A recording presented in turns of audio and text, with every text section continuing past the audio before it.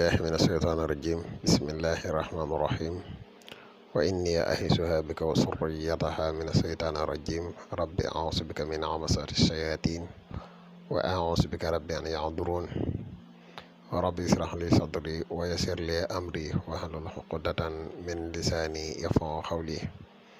واجعل كلامي راشدا ومرشدا وفكرتي نوّر وقلبي أرشدا. mbokk yi ni bàyyi xel fu mën a nekk ci àdduna bi moo xam ñu nekk ci réew mi wala ñu nekk bitim réew tey bàyyi xel seen ba am solo bi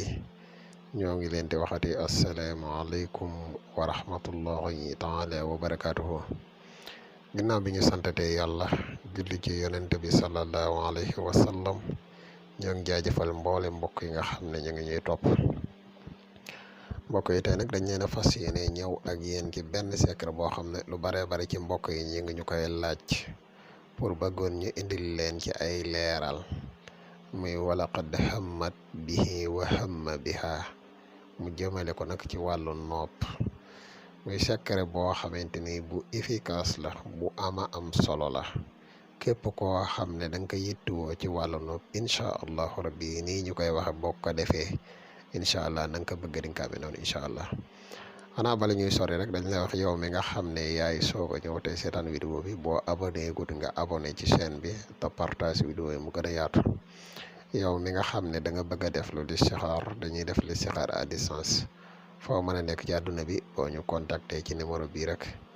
incha allah rabbi des na la defal listixaar gu leer nañ ñi incha allah. mbokk yi nga xam ne dañuy faral di laaj garab yi kàttan yi muy garab yi musxam yi disponible na jamono ji ñuy wax ak yéen képp ku si yittewoo rek mën nga ñu contacter ci même numéro bi incha allah.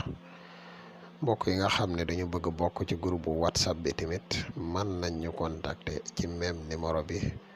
waaye nag groupe bu whatsapp bi am na ay conditions yu ñu ciy bokk incha allah képp ku ñu contacter rek des na la wax conditions yi nga xam ne moom lañ ciy bokk. waaw mbokk yi kon ñu ñëw ak yéen ci secret bi da ngay bind walaqad hammat bihi wa hamma biha boo ko bindee ñaari mim yi ci nekk ñaari mim yëpp da nga koy yaatal comme nii nga ko gis rek walaqad hammat bihi wa hamma biha boo ko bindee nii ba pare nga jël seen ñaari tur xadat ko moom boo koy dugal nga dugale ko adat mooy li gën. boo duree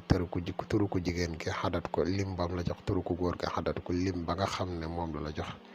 nga jël ñaari adat yooyu nga dugal ko ci biir ñaari mim yi. boo noppee jëmmi kayit wii da ngay fexe ba wut